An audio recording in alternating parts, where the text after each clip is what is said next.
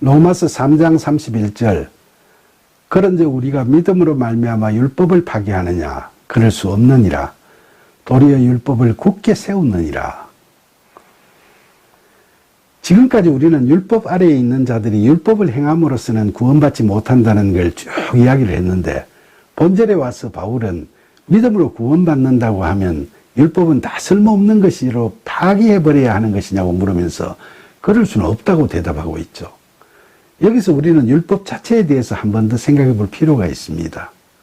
지난번에도 말씀드렸듯이 율법은 하나님의 의를 기준으로 한 거기 때문에 그것이 온전하게 지켜질 수만 있다면 그 율법은 우리에게 생명을 주는 구원의 방편이라고도 할 수 있겠죠.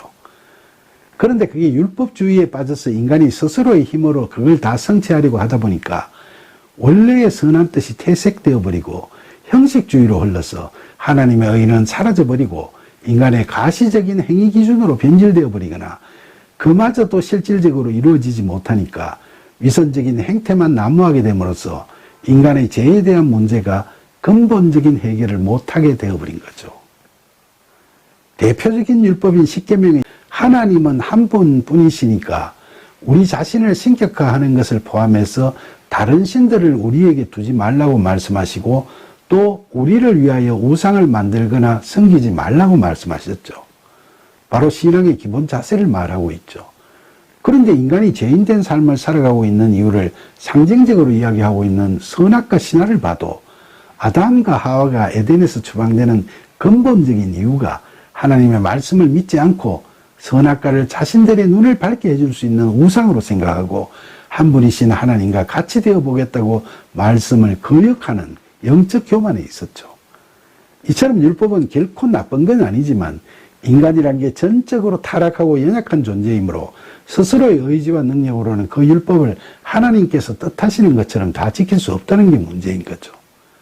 그래서 앞서 3장 20절에서 바울은 율법의 행위로 그의 앞에 의롭다 하심을 얻을 육체가 없나니 율법으로는 죄를 깨달음이니라 라고 이야기를 했죠.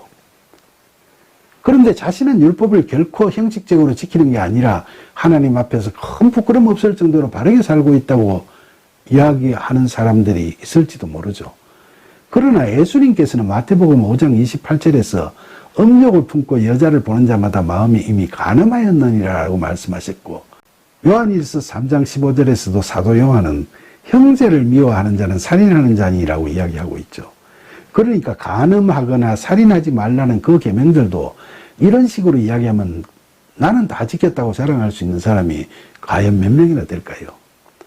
특히 야고보는 야고보서 2장 10절에서 누구든지 온 율법을 지키다가 그 하나를 범하면 모두 범한 자가 되나니라고 이야기하고 있으니까 실로 의인은 하나도 없다는 말이 아니겠습니까?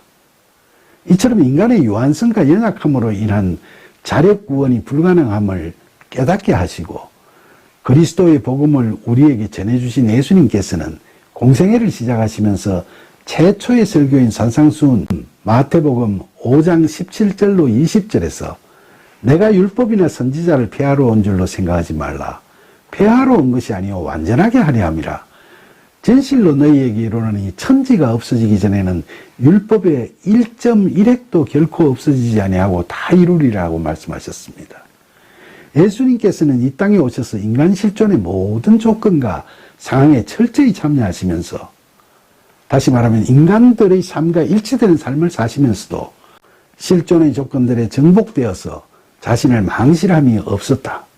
즉 죄가 없는 본질적 존재이셨다. 그렇기 때문에 죄로 왜곡되지 않은 모습을 보여주셨다고 할 수 있죠. 그런 예수님께서는 하나님의 구원 계획의 성취를 위해 철저한 자기 부정으로 또 순종으로 십자가의 죽음을 받아들이심으로 해서 율법을 완성하신 분이시죠.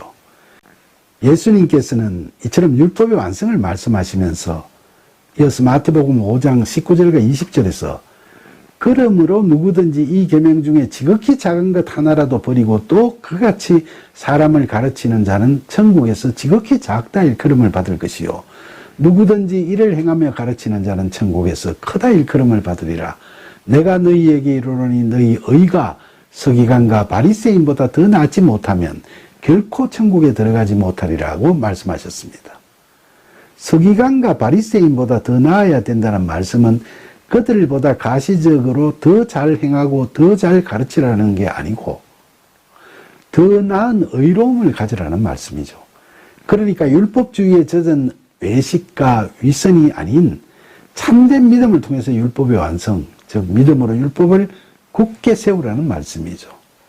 참된 그리스도인은 의로우신 하나님의 신실하심을 믿고 율법을 완성하신 예수 그리스도의 믿음을 은혜에 의해 믿는 사람들이죠.